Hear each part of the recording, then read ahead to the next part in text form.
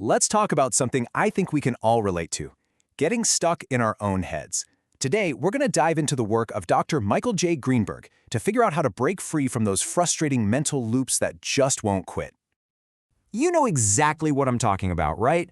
You're replaying a conversation, second-guessing a decision, just turning a thought over and over and over in your mind, and you get absolutely nowhere. It is so exhausting. You just feel trapped, like the thought has a mind of its own. Well, that mental replay, it isn't just some random thought that's happening to you. It's actually an active process. You're trying so hard to figure something out, usually to stop some kind of mistake you're afraid of making. But what if the very act of trying to figure it all out is the real problem here? To break that cycle, we first have to get our terms straight. And in the world of OCD treatment, understanding the difference between an obsession and a compulsion, well, it isn't just about words. It is absolutely fundamental to getting better. Okay, so first up, an obsession. Think of an obsession as that initial intrusive thought. Yeah, it's upsetting for sure, but it's also really brief. It feels like something that just happens to you. It kind of just pops into your head, almost like you're a passive bystander. A compulsion, on the other hand, is your response to that thought. It's anything you actively do to try and get rid of the anxiety that obsession just created. It's an action you take to make sure that bad thing you're worried about doesn't actually happen. So let's just look at the side-by-side because it's so important. The obsession, that's the brief, passive thing that occurs to you. But the compulsion, that's the active, long drawn-out process that you do next. Getting this difference is, and I mean this, everything. So now, let's apply this exact same distinction to rumination. And this, right here, is the absolute game-changing insight from Dr. Greenberg's work. So, what is rumination, really? It's that whole mental analysis piece. It's the deep dive, the problem-solving, the replaying, the questioning.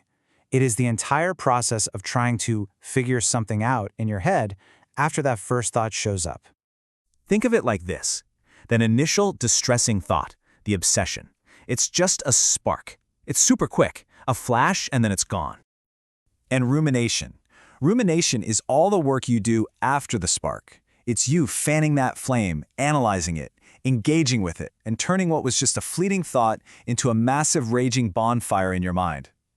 So here's the bottom line, the core idea. Rumination isn't just more obsession.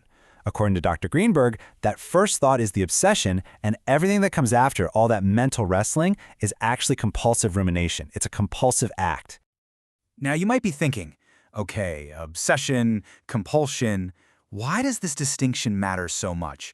Well, let me tell you, this shift in understanding changes everything for anyone who's trying to get out of that cycle. Here's the trap that so many people fall into. In therapy for OCD, you're taught to allow the obsession to be there and stop yourself from doing the compulsion. But what happens if you think your rumination is the obsession? You end up intentionally allowing yourself to ruminate, which means you're just doing the compulsion over and over again. And that is exactly why people stay stuck. So this leads to two incredibly important takeaways. First, in treatment, your goal has to be to stop ruminating, not to just sit there and allow it. And second, and this is so critical, no other therapy trick is going to magically make the rumination disappear. Since it's an action, you are the one who has to make the choice to stop doing it. And that brings us to our final and honestly most empowering point. When you understand that rumination is a compulsion, the whole game changes. You go from feeling helpless to feeling like you're in control. Just let that sink in for a second. It's a really profound idea. That endless mental loop isn't some outside force that's attacking your mind. It's a behavior. It's a mental action that you are actually performing. And that leads to the most powerful part of all, because rumination is something you do. It is, by its very definition, something you can choose to stop doing. You can actually get control back. Now look, making that choice to stop isn't always easy. But just realizing that you have a choice, that you are not a passive victim of your thoughts, but an active participant in this process, that is the essential first step on the road to getting better. So I'll just leave you with this thought. Now that you know you're actually in the driver's seat, what is the first unwinnable mental debate that you are going to choose to just step out of?